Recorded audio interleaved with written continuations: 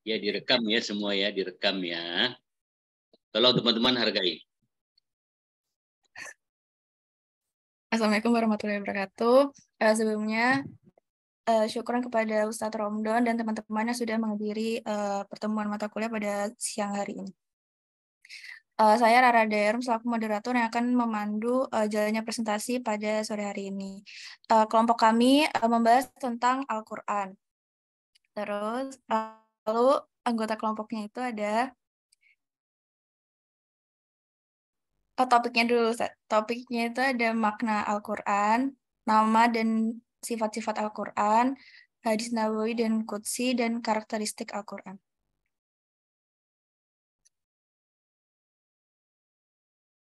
Lalu untuk nama anggota kelompok 2 itu ada Fikar Hidayat, Fatur Ramadan, dan Rara Dayarum.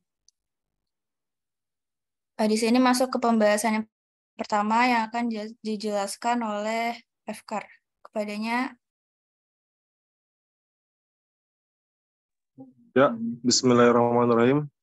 Maaf kalau di sini agak berisik dan ada suara lagu-lagu. Ya, saya mulai. Makna Al-Quran. Arti Al-Quran menurut bahasa berasal dari kata kerja qara, yang berarti dia telah membaca. Dari pengertian itu, maka Al-Quran berarti bacaan atau sesuatu yang dibaca dengan berulang-ulang. Maka Al-Quran dari segi bahasa tersebut didasarkan pada firman Allah dalam Al-Quran surat Al-Qiyamah ayat 16-18. Janganlah kamu bergerakkan lidahmu untuk membaca Al-Quran karena hendak cepat-cepat menguasainya. Sungguhnya atas tanggungan kamilah mengumpulkan di dadamu dan membuatmu pandai membacanya. Apabila kami telah selesai membacanya, maka ikutilah bacaannya itu. Adapun definisi Al-Quran secara istilah, Muhammad Ali Ashabuni menulis sebagai berikut. Al-Quran adalah kalam Allah yang tiada tandingannya, diturunkan kepada Nabi Muhammad SAW, penutup para nabi dan rasul, dengan perantara malaikat Jibril alaihissalam, dan ditulis pada mushaf yang kemudian disampaikan kepada kita secara mutawatir, serta membaca dan mempelajarinya merupakan suatu ibadah yang dimulai dengan surat Al-Fatihah dan ditutup dengan surat An-Nas.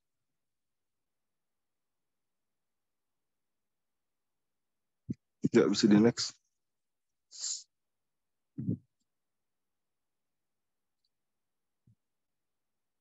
Nama-nama Al-Quran yang ini ada, yang pertama ada Al-Quran, yang kedua ada Al-Furqan, yang ketiga ada Az-Zikr, yang keempat ada Al-Kitab.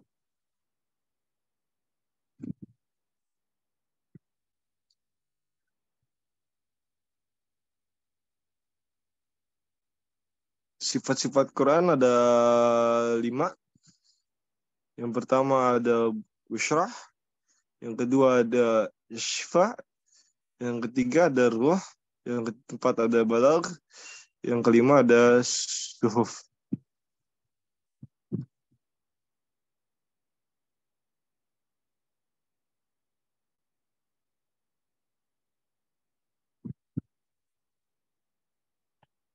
Hadis Nabawi. Kata hadis berasal dari bahasa Arab. Al-hadis yang mempunyai arti diantaranya baru dan kabar atau berita. Hadis secara istilah merupakan segala perkataan atau sabda, perbuatan, ihwal, kejadian, peristiwa, dan ketetapan lainnya yang didasarkan kepada Nabi Muhammad. Nah, selanjutnya akan diteruskan oleh teman saya. Silakan. Oke, baik. Selanjutnya ada penjelasan mengenai perbedaan antara Al-Quran dengan hadis Nabawi dan hadis Qudsi ya. Mungkin sebelum ke perbedaannya, kita harus mengetahui dulu ya pengertian dari hadis tersebut. Pertama, kata hadis berasal dari bahasa Arab, itu al-hadis, yang mempunyai arti diantaranya baru dan kabar atau berita. Dan hadis secara istilah merupakan segala perkataan atau sabda, perbuatan, hal ihwal, atau kejadian, peristiwa, dan masalah, dan ketetapan lainnya yang disandarkan kepada Nabi Muhammad SAW. Oke, hadis itu ada hadis nabawi dan hadis qudsi. Yang pertama, hadis nabawi itu adalah segala yang disandarkan kepada Nabi Muhammad SAW, baik berupa perkataan, perbuatan, takrir, atau sifat. Sedang yang berupa persetujuan ialah seperti beliau menyetujui suatu perkara yang dilakukan salah seorang sahabat, baik perkataan ataupun perbuatan, baik dilakukan di hadapan beliau atau tidak, tapi beritanya sampai kepadanya. Di hadis nabawi itu sesuatu yang berkaitan dengan perbuatan, perkataan, maupun sifat Rasulullah selama menjalani kehidupannya. Oke, boleh next.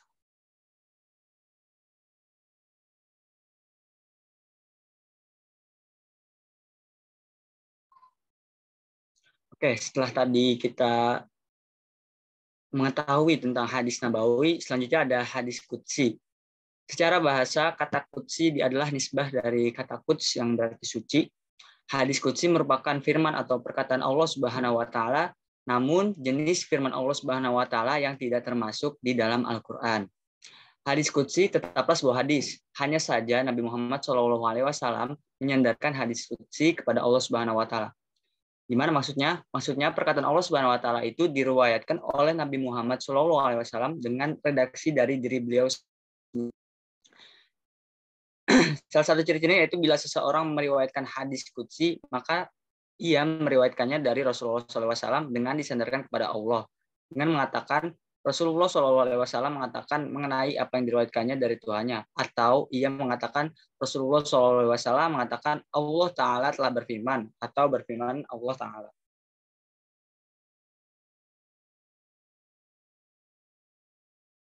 Next.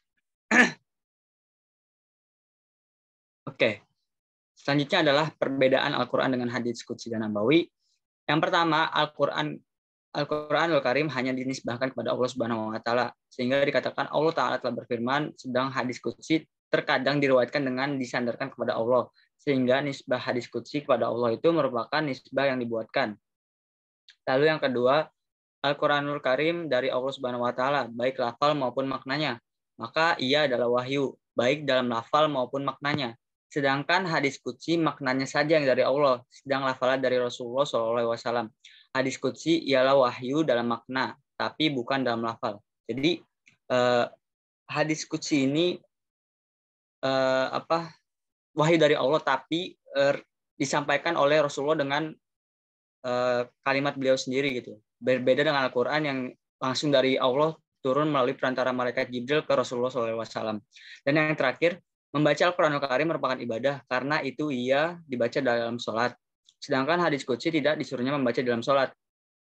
Allah memberikan pahala membaca hadis qudsi secara umum saja.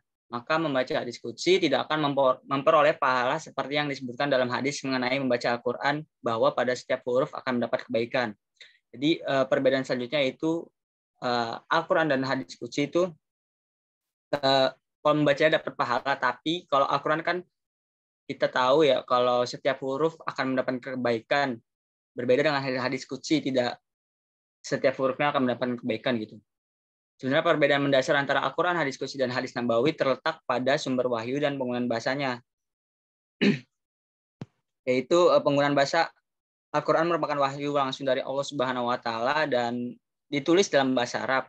Sedangkan hadis qudsi juga berasal dari wahyu Allah Subhanahu wa taala, tetapi bahasanya berasal dari Nabi Muhammad SAW. Sedangkan hadis nabawi itu memang sudah berbeda ya, mencakup perkataan, perbuatan, dan sifat Nabi Muhammad SAW dalam menjalani kehidupan sehari-hari.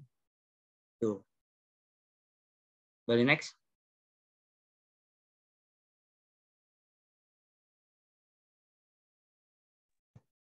Dan selanjutnya adalah pembahasan tentang karakteristik Al-Quran. Di sini saya memaparkan karakteristik Al-Quran dari Dr. Yusuf Qaradawi yang memaparkan beberapa karakteristik Al-Quran dalam kitabnya, yaitu judulnya Kaifa Nata'amal Ma'al Al-Quran, yang artinya bagaimana berinteraksi dengan Al-Quran. Jadi beliau tuh memaparkan secara singkat karakteristik Al-Quran itu terdiri dari 4 ini. Yang pertama itu Al-Quran adalah kitab suci yang menjadi penjelas dan dimudahkan pemahamannya.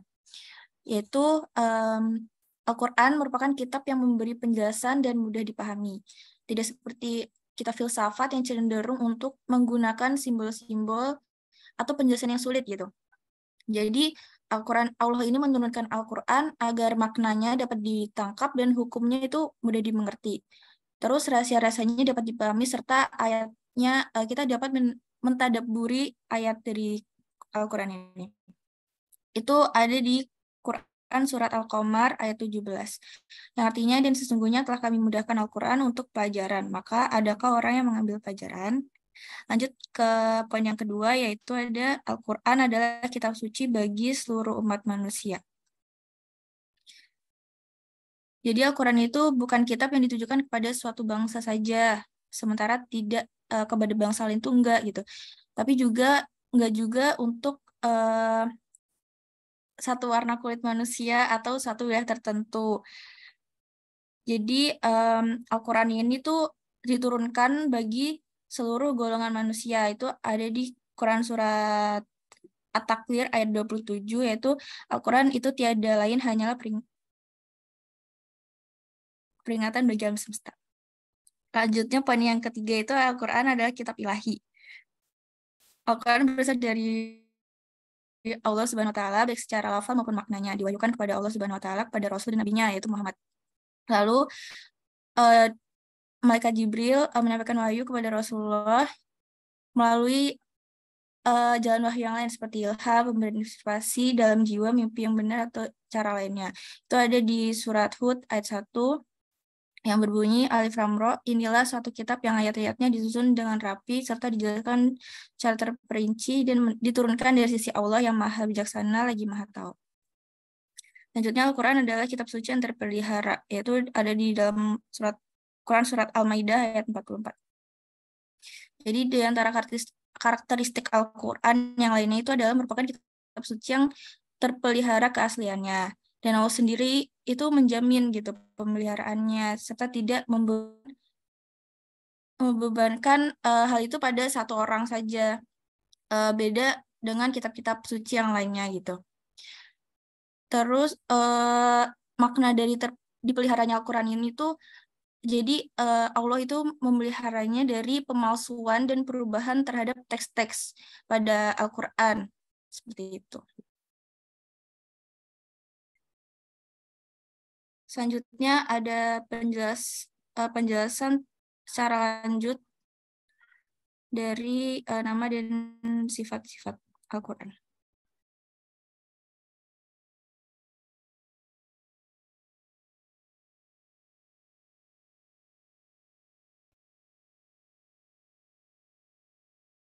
Oke, baik. Selanjutnya tadi sudah disebutkan ya tentang nama-nama Al-Quran.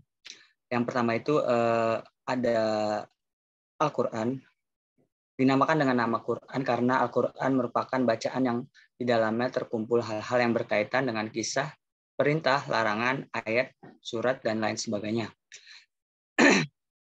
Lalu ada Al-Furqan. Al-Quran memiliki nama Al-Furqan dikarenakan Al-Quran mampu membedakan antara yang hak dan batil. Lalu yang ketiga ada Az-Zikr. Nama Al-Quran dengan sebutan Az-Zikr dikarenakan dalam Al-Quran terdapat berbagai nasihat atau mawaid dan cerita akan umat-umat terdahulu. Yang terakhir adalah Alkitab. Nama Al-Quran yang pertama yaitu Alkitab karena di dalamnya terkumpul dan terhimpun berbagai ilmu pengetahuan, kisah-kisah terdahulu, dan akhbar atau kabar. Karena hal ini dikarenakan makna bahasa dari kitab adalah menghimpun atau al-jam'u. Boleh next.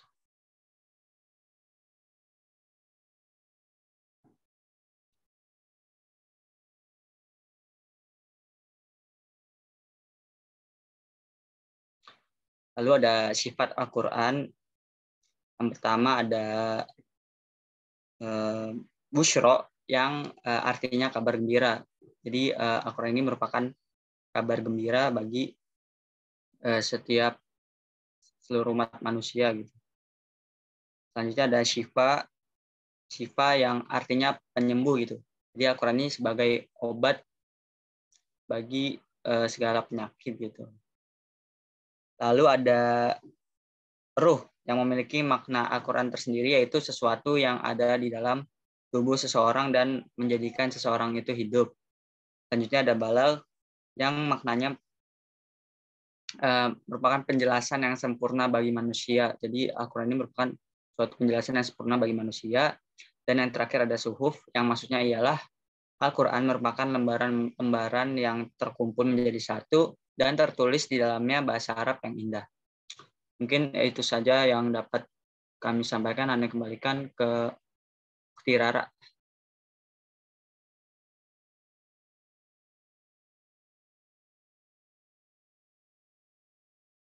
Oke, syukron Hifatur.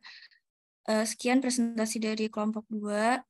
Kurangnya dari kami, lebihnya dari Allah Subhanahu wa Ta'ala. Mungkin terdapat hal-hal yang kurang, maka dari itu teman-teman dipersilakan bertanya ya. Mungkin untuk penengahnya nanti ada Ustadz Romdon yang akan menjelaskan untuk yang kurangnya. Kepada yang ingin bertanya, kami silakan.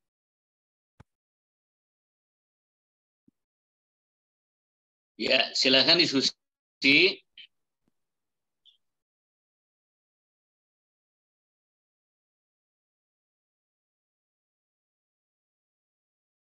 Ya.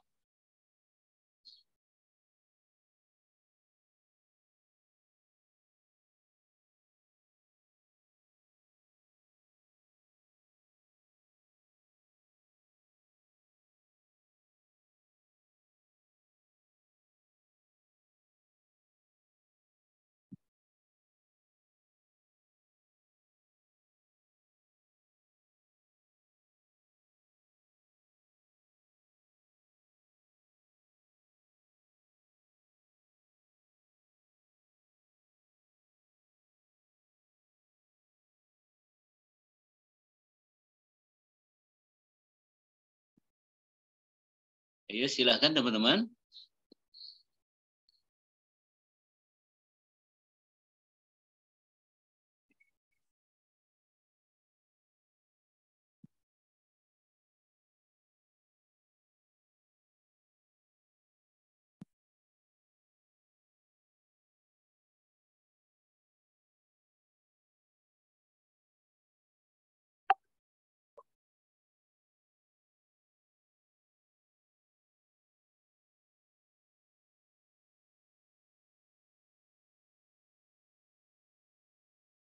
Ini ada yang bertanya, Ustaz. Iya. Kepada Ki Hamdi. Nah, silakan. Baik, sebelumnya terima kasih atas kesempatannya. Sebenarnya izin bertanya, bukan bertanya sih, minta tolong ini, bedain hadis qudsi sama hadis nabawi sama contohnya seperti apa? Apa jelas? Jelas, Akhi. Baik, syukron.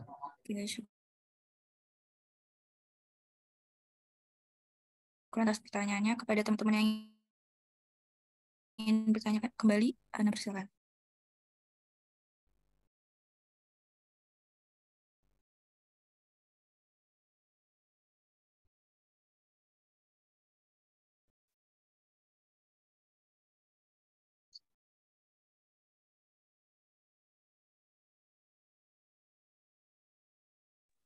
Izin bertanya.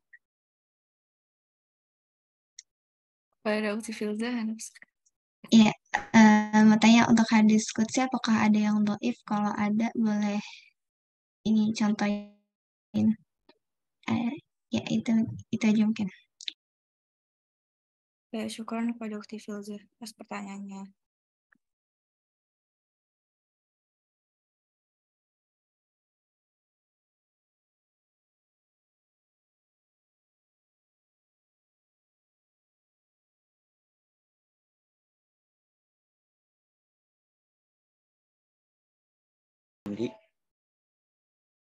Perbedaan hadis qudsi dan hadis nabawi.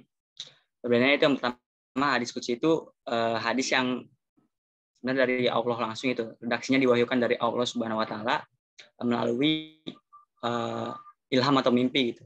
Tapi disampaikan melalui perantara Nabi Muhammad gitu, melalui kata-kata Nabi Muhammad itu sendiri. Sedangkan hadis nabawi itu merujuk pada perkataan Rasulullah langsung, perkataan Rasulullah, perbuatan Rasulullah, ataupun sifat-sifat Rasulullah disandarkan kepada Rasulullah langsung.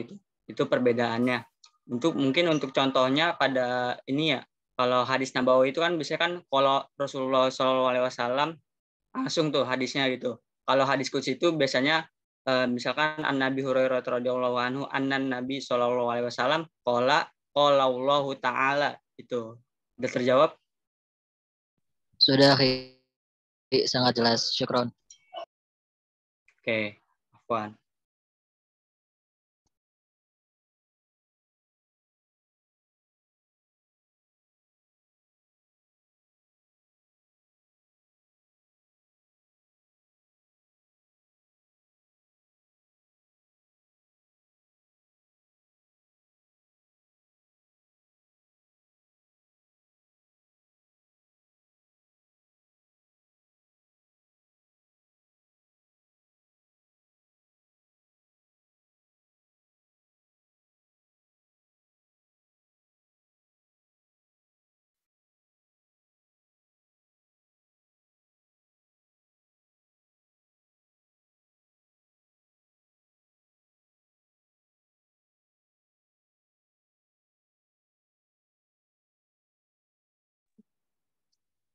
Ya, izin menjawab semuanya.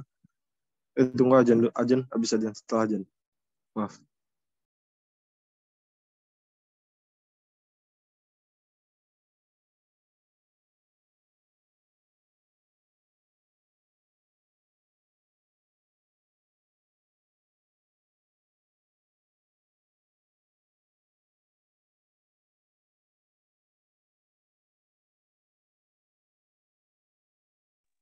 Ya, terima kasih. Saya izin menjawab. Ya, tadi pertanyaan, apakah hadis qudsi ada yang dhaif? Hadis qudsi tidak ada jaminan keabsahannya, karena itu ada hadis qudsi yang sahih, ada yang dhaif, dan bahkan ada yang palsu. Adapun hadis qudsi dianggap memiliki eksistensi yang sama dengan hadis Nabi yang lainnya, yang memiliki kemungkinan berkualitas sahih, hasan dhaif, dan maudhu, sehingga tetap harus dikritik kualitas dan kehujahannya, dan dengan demikian tetap dibutuhkan kecermatan, sikap selektif dalam menggunakannya secara dalil.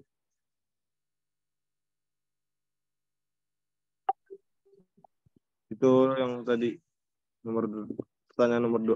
Sekian, terima kasih.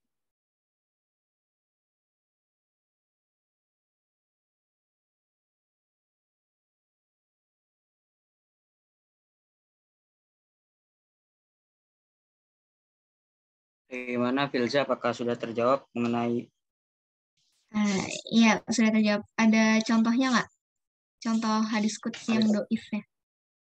contohnya Gakar? Contoh yang dhaif atau yang gimana nih? Hadis qudsi yang dhaif. Yang dhaif ya?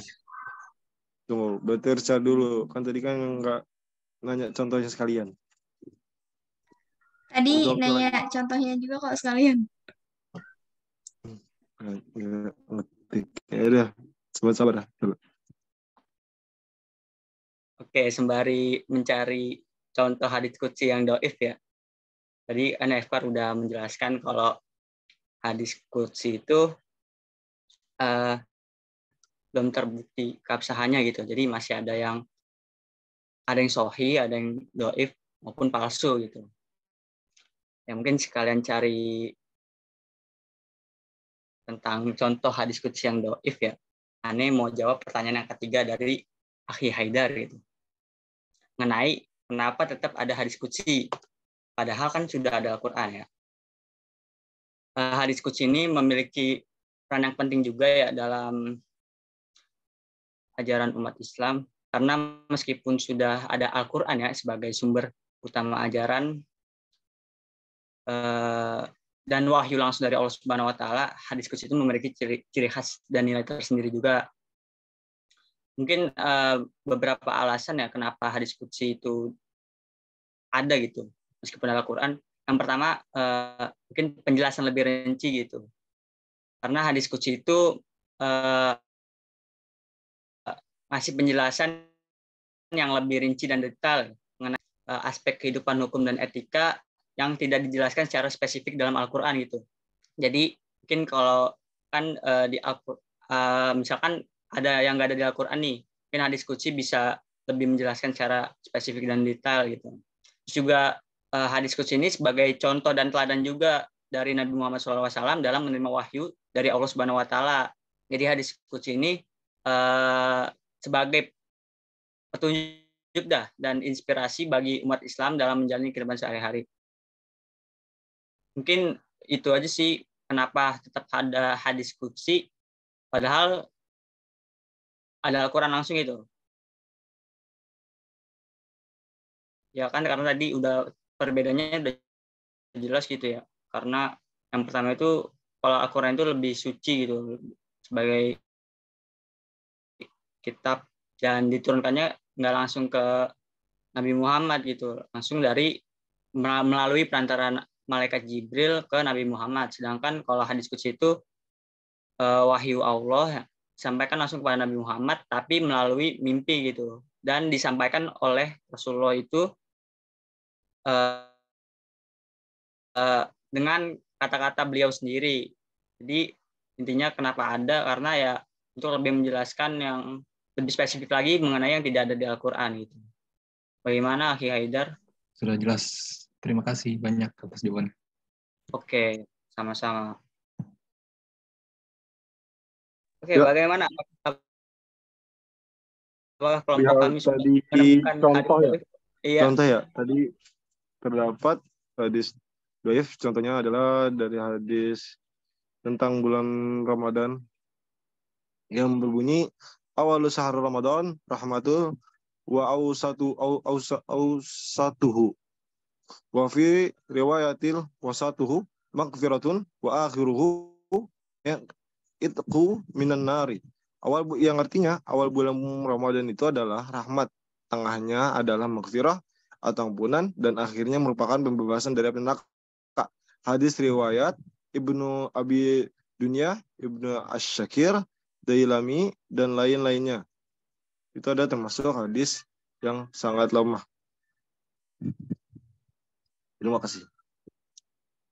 Oke, terima kasih FK dan teman-teman kelompok yang sudah menjawab. Sama-sama. Mungkin untuk tanya jawab disudahkan ya karena ada 3 penanya.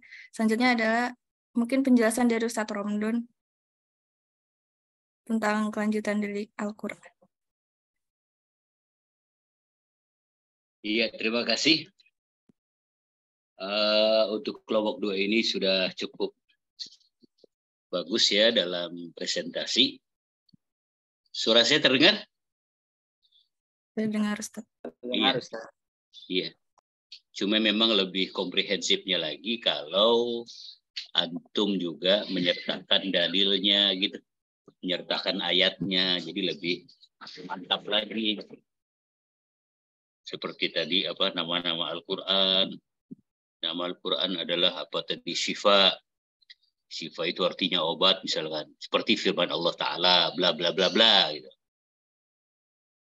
Terus yang tadi juga ada tuh yang dari Syekh Yusuf Qaradawi apa istilahnya itu spesifikasi Al-Quran ya. Apa istilahnya tadi itu Yusuf Qaradawi itu kan disebutkan seperti dalam surat ini gitu. Baiknya suratnya disebutkan, dibacakan gitu. Tadi kita lagi mengkaji Al-Quran. Jadi ayat Al-Quran juga disebutkan. Iya, sekarang kita berbicara tentang apa itu Al-Quran ya. Jadi biasanya kalau setiap definisi, setiap ta'arif itu ada ta'arif lughawi, ada ta'arif istilahi gitu ya. Lughatan wastilahan. Etimologi dan epistemologi. Al-Quran secara lughatan menurut bahasa artinya bacaan gitu ya. Menurut arti bahasa. Dari kata-kata qara'a yaqra'u Quran. Ya, qira'atan wa Qur'anan. Itu lughatan. Arti secara lughah. Sesuai dengan firman Allah misalkan gitu ya. Iqra' warka waratil kama kunta turatiluhu fid dunya fi inna manzalaka ila rutbatin yanziluha. Jadi disebutkan ayatnya juga. Kemudian ada makna epistemologi atau makna istilahan, makna istilahi. Apa sih makna istilahi itu? Makna istilahi adalah makna yang disepakati oleh para pakar tertentu. Jadi kalau makna istilahi Al-Quran adalah makna Al-Quran menurut para pakar gitu. Kalau misalkan sholat gitu, sholat itu secara bahasa lughatan artinya doa. Lalu istilahan, menurut istilah, makna epistemologi, yaitu yang disepakati oleh para ulama fikih. Para ulama fikih. Karena berbicara tentang sholat. Yaitu aqwalun wa af'alun muftatahatun bitakbir, muhtatamatun bitaslim. Ucapan dan perbuatan yang diawali dengan takbir, diakhiri dengan salam. Itu namanya makna istilahi. Makna yang disampaikan oleh para ahli bidang tertentu. Nah, kalau di sini, kalau kita sedang berbicara tentang ulumul Quran, maka makna istilahi adalah makna yang disampaikan oleh para ahli Al-Quran. Namanya makna istilahi. Makna istilahi. Pasti ya, kalau misalkan ta'rif itu, definisi itu biasanya pasti ada dua ya. Ada lughatan, istilahan. Makna bahasa dan makna istilah. Apa maksud istilah? Yaitu kesepakatan yang disampaikan oleh para ahli bidang tertentu. Itu namanya istilahi. Nah, kalau apa namanya? Quran di dalam menurut pendapat para ulama Quran ya. Ulama Quran itu namanya makna istilah, yaitu kalamullah ta'ala al-munazzal ala Muhammadin al-muta'abbad bitilawatih. Jadi ada beberapa unsur. Yang pertama kalamullah, kemudian al-munazzal ya. Lalu ala Muhammad, lalu al-muta'abbad bitilawatih. Yang disebut Al-Qur'an adalah firman Allah yang diturunkan kepada Nabi Muhammad yang membacanya sebagai ibadah. Pertama ada ketentuan klausul kalamullah, firman Allah. Jadi tidak termasuk kalamullah apabila itu ucapan manusia, ucapan jin, ucapan malaikat. Itu namanya bukan Al-Quran. Karena Al-Quran adalah kalamullah. Kemudian al-munazzal. Al-munazzal yang diturunkan. Jadi kitab Al-Quran adalah kalamullah yang diturunkan. Jadi bukan yang tidak diturunkan. Bukan yang tidak diturunkan. Tetapi yang diturunkan oleh Allah kepada malaikat. Contohnya ya, kan semua dunia ini segala isinya menunjukkan kekuasaan Allah ya,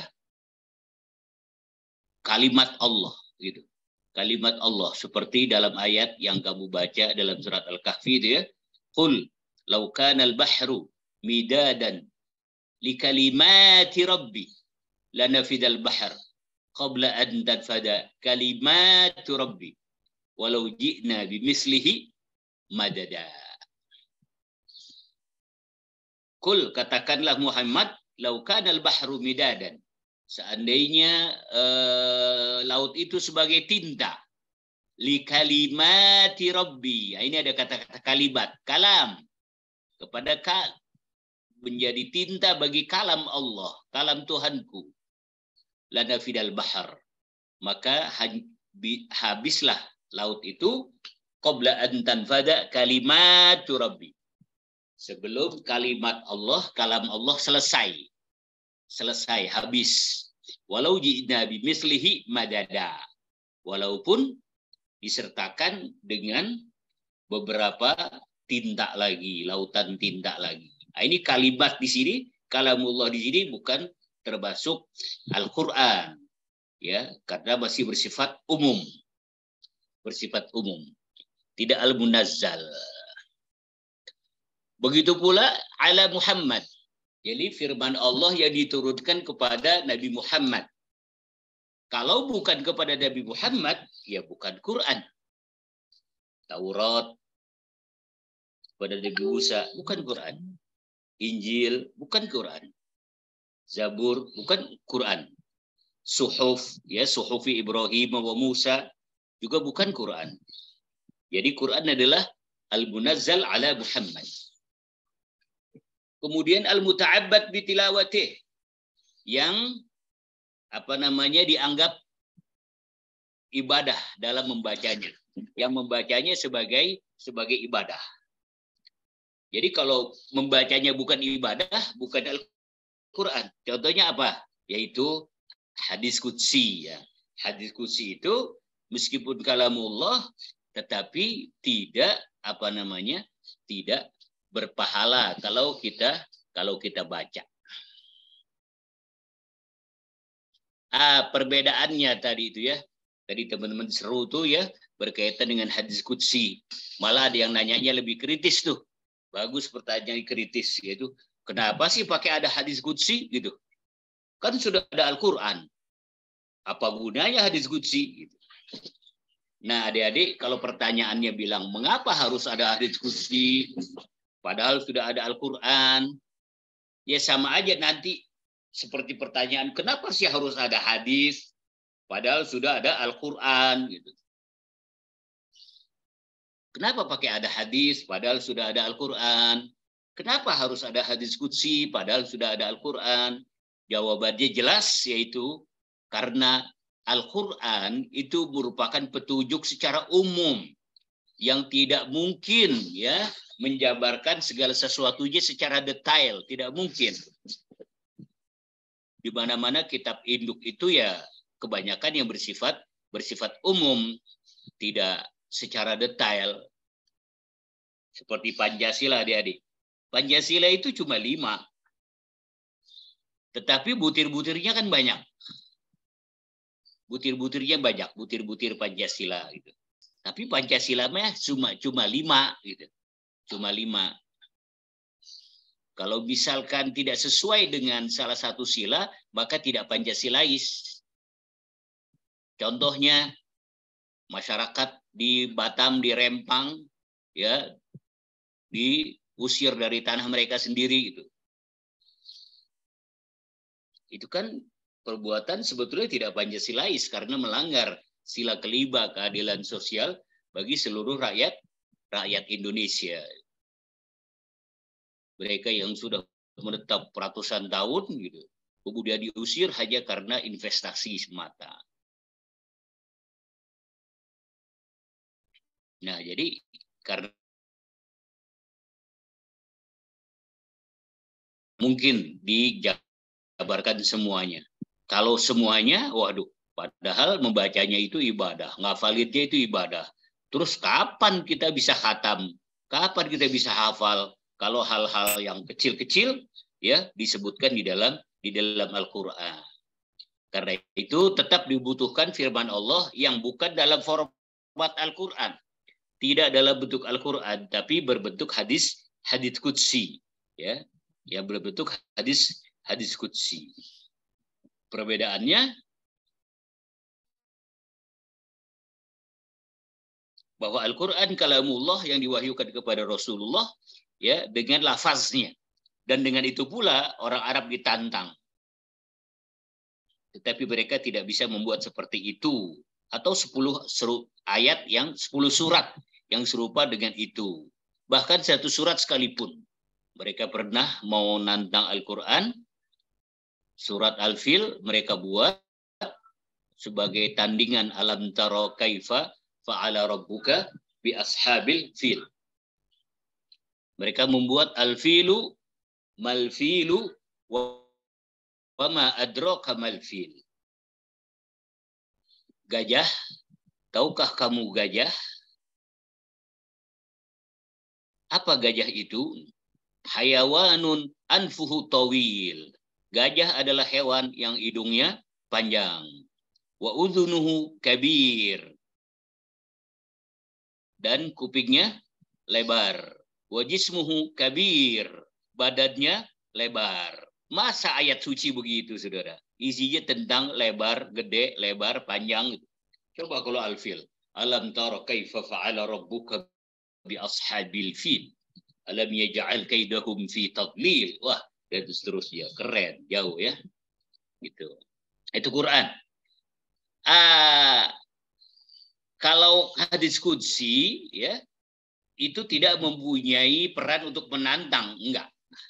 Hadis qudsi itu tidak mempunyai peran untuk menantang. Kalau Quran perannya untuk menantang. Mukjizat kan? Mukjizat ya. Mukjizat. Kalau hadis qudsi bukan mukjizat ya. Lalu lagi Al-Qur'an itu disandarkan kepada Allah ya. Sehingga kita sering mendengar kata-kata qala Allah Ta'ala fil Qur'anil Karim ya. Allah berfirman di dalam Al-Qur'an. Tapi kalau hadis qudsi itu diriwayatkan disandarkan kepada Allah gitu. Disandarkan kepada Allah dari Allah gitu ya. Malah terkadang juga disandarkan kepada Rasulullah saja gitu ya. Jadi Rasulullah mengatakan mengenai apa yang diriwayatkan, apa yang disampaikan dari Tuhannya. Itu hadis qudsi. Kalau Al-Qur'an ya, kebenarannya mutlak. Karena didukil ya secara mutawatir. Ya, mutawatir itu tersusun, tersambung ya, bersanad, terpercaya. Sehingga kepastiannya sudah mutlak. Kalau hadis qudsi ya masih ada yang berupa kabar-kabar gitu ya. Masih meragukan keasliannya gitu. Berdasarkan derajat kesahihannya gitu ya. Jadi tetap perlu kajian kritik hadis qudsi gitu ya. Kalau Al-Qur'an tidak. Al-Qur'an bersumber dari Allah. Ya, baik lafzat maupun makna. Baik lafaz maupun makna semuanya bersumber dari Allah. Juga terkadang orang memaknainya ya berdasarkan penafsiran hadis ya, juga berdasarkan penafsiran disiplin-disiplin ilmu yang lain. Berdasarkan penafsiran disiplin ilmu yang lain.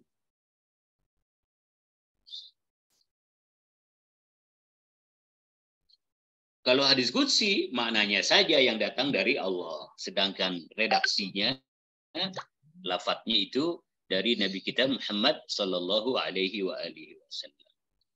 Al-Quran membacanya ibadah. Ya, satu huruf 10 kebajikan. Sedangkan hadis qudsi tidak berpahala satu huruf sama dengan 10 kebajikan.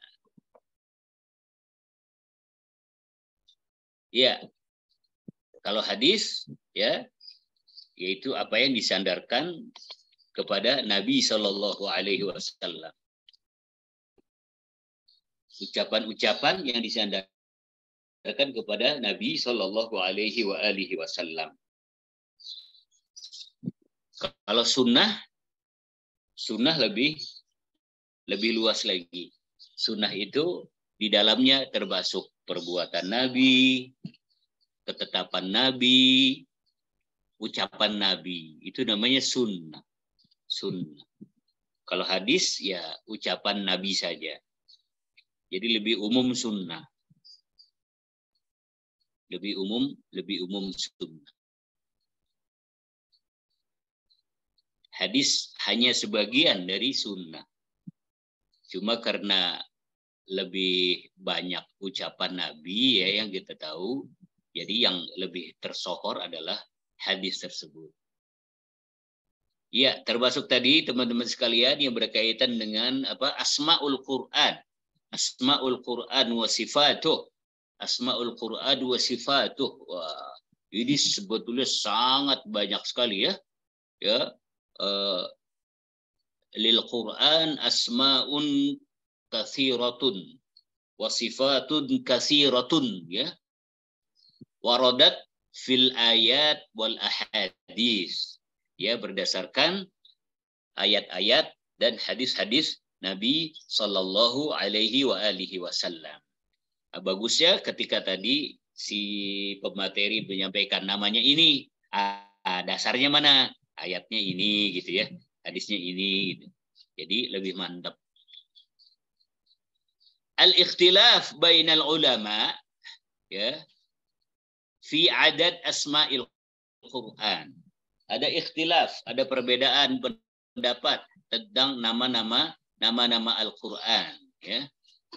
Al-Imam Az-Zarkashi ya, berkata bahwa nama Al-Quran itu khamsah wa khamsina isman. Ada 55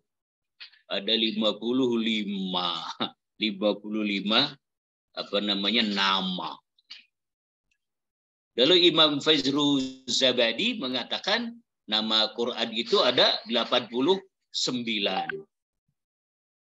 Imam Khamsawi mengatakan ada 99. Itu berdasarkan ayat-ayat ya, ayat-ayat. Jadi sebutkan kenapa disebut itu. Di antaranya nama Quran adalah satu Al-Quran. Seperti firman Allah gitu. Dan sebutkan firman Allah dalam surah apa tuh? Surat Al-Waqi'ah. Allah berfirman, Innahu laqur'anun karim. Nah, itu gitu ya. Disebutin ayatnya. Innahu laqur'anun karim. Sesungguhnya kitab itu adalah Al-Quran karim. Quran. Berdasarkan surat Al-Waqi'ah. Lalu ada juga yang menyebutkan Alkitab. Tadi kan gitu ya. Alkitab. Mana ayatnya? Gitu bro disebutin. Yaitu Allah berfirman, Zalikal kitabu la raiba fih. Alkitab. Lalu ada lagi namanya Az-Zikr. Tadi ya disebutkan oleh pembicara tuh, pemateri. Mana ayatnya? Inna nahnu nazzalna dzikra. Az-Zikra. Wa inna lahu lahafizun. Sebutkan ayatnya. Nama Al-Quran Al-Furqan. Allah berfirman, Tabarakalladzi nazzalal furqana ala abdihi liyakuna lil alamina nadhira. Nama Al-Quran juga An-Nur. Fa'aminu billahi wa rasulih wan nur. Nah, itu kata-kata wan nur. Jadi ada ayatnya. Termasuk sifatnya juga tadi sebutkan juga ayatnya dong. Jangan seperti dalam surat ini ayat sekian. Ayatnya apa gitu. Biar lebih enak gitu. Quran disebut dengan Al-Mubarak. Sifat Al-Quran Al-Mubarak. Yaitu Allah berfirman, wa hadza kitabun anzalnahu mubarakun. Kata-kata mubarak. Ya, surat Al-An'am ayat 92. Lalu Quran sifatnya hudan. Hudan lil muttaqin atau hudan wa rahmatan lil muhsinin. Sifat Al-Quran Al-Karim, innahu laqur'anun karim. Al-Hakim, ya, Al-Hakim. Seperti tilka ayatul kitabil hakim. Al-Fasl, yang memisah, yaitu seperti firman Allah, innahu laqaulun fasl. Tadi materinya sudah bagus, ada artinya, cuman ayatnya nggak ada. Jadi lebih dilengkapi dengan ayatnya. Kenapa sih? Ya, nama Al-Quran itu banyak ya. Bayyana al-ulama hikmah al-asma al-Quran al-katsir, ya. Wa hadha tadullu ala syarafil musamma. Kenapa Quran punya nama banyak? Ini menunjukkan kemuliaan Al-Quran. Au kamalihi, kamalnya Al-Quran, kemuliaan Al-Quran. Fi katsiri minal umur, dari banyak urusan ada di sana.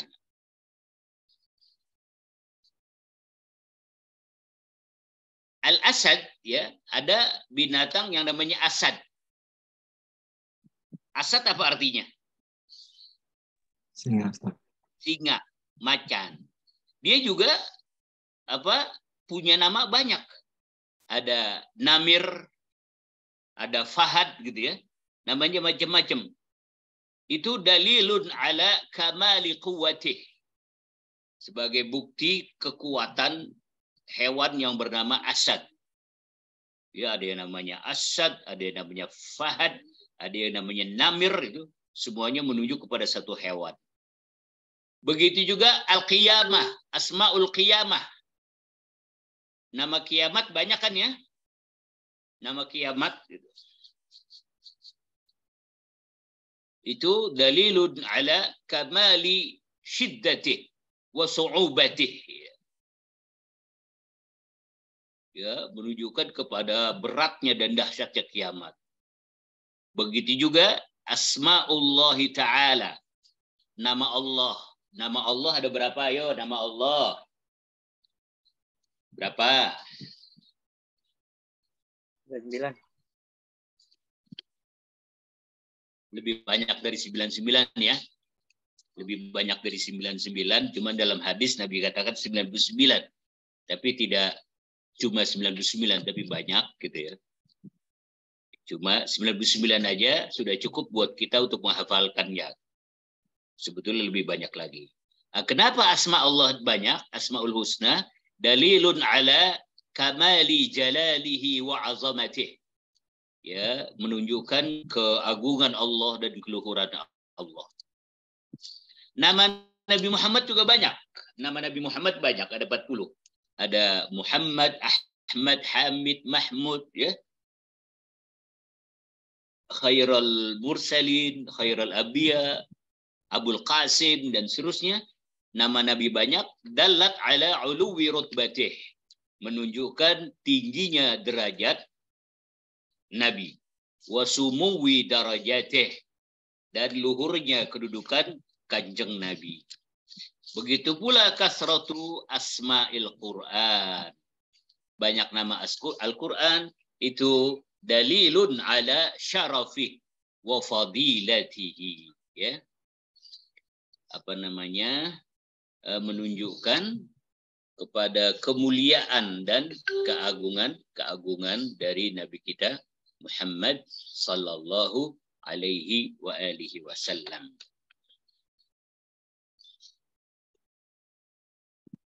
Mungkin tadi bertanya, mushaf gimana Ustaz mushaf? Ya, jadi mushaf itu laisa isman lil Quran dzati. Ya, mushaf itu tidak menjadi nama zatnya Al-Quran secara keseluruhan, enggak. Ya, wa innama huwa ismun lis suhuf. Mushaf itu hanya sebagai nama bagi suhuf. Lembaran-lembaran ya, lembaran-lembaran allati kataba 'alaiha al-Qur'an, yang ditulis Al-Qur'an di lembaran tersebut.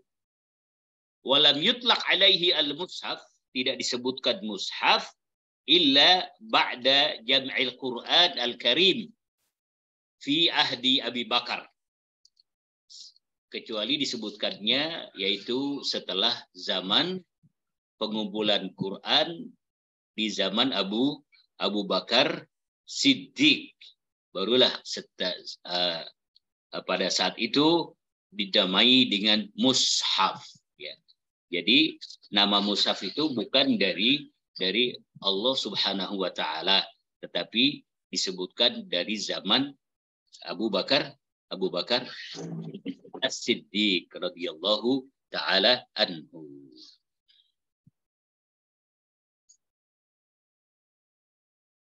Ya, sampai di sini.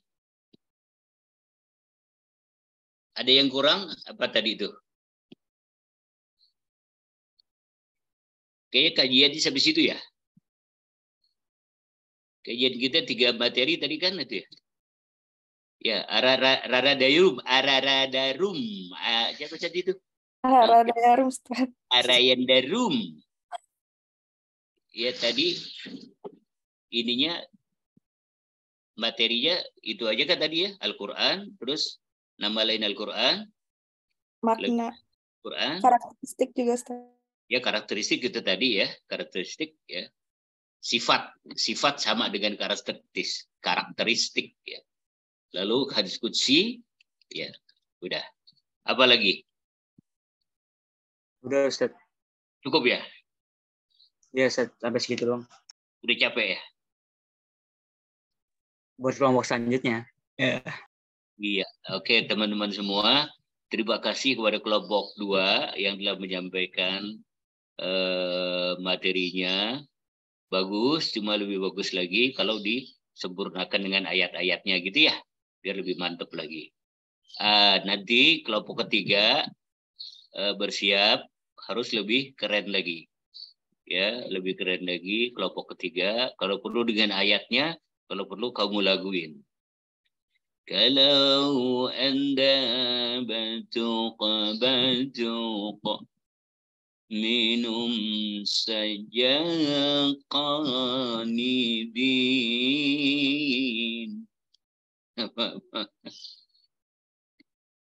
Ya, biar lebih keren lagi kelompok 3 ya. Oke, terima kasih kepada kelompok 2 yang telah presentasi. Kita berikan aplaus buat semuanya. Ya. Baju kotor harus dicuci. Cakep. Habis dicuci baru dijemur. Ya, mudah-mudahan semua kalian banyak rezeki, sehat selalu dan panjang umur. Amin. Amin. Mudah-mudahan semuanya sehat. Ayo, amin. Amin dong, amin dong ah. Amin. Sebentar lagi amin diomelin loh. Ngomong amin nggak boleh loh. Sebentar lagi ngomong amin nggak boleh. Karena Anies dan Muhaimin. Ayo. Mumpung belum diomelin. Mudah-mudahan sukses semua. Amin. Ayo. Amin. Amin. Mudah-mudahan lulus semua. Amin. Amin. Mudah-mudahan wisuda semua. Amin. Amin. Mudah-mudahan nanti langsung kawin semua. Amin. Amin. Dan dapat pekerjaan yang mantap layak semua. Amin. Amin. Ya amin. Subhanakallahumma Bihamdika. Allah ala Muhammad wa ala alihi wa sallam. Alhamdulillah. Amin. PJ Nabila Lapasau. Ya, Ustaz. Tolong di absen ya, Neng ya. Baik, Ustaz. 506-nya. Oke, semua yuk. Wallahul muwaffiq ila aqwamit thoriq. Assalamualaikum warahmatullahi wabarakatuh. Waalaikumsalam warahmatullahi wabarakatuh. Ustaz.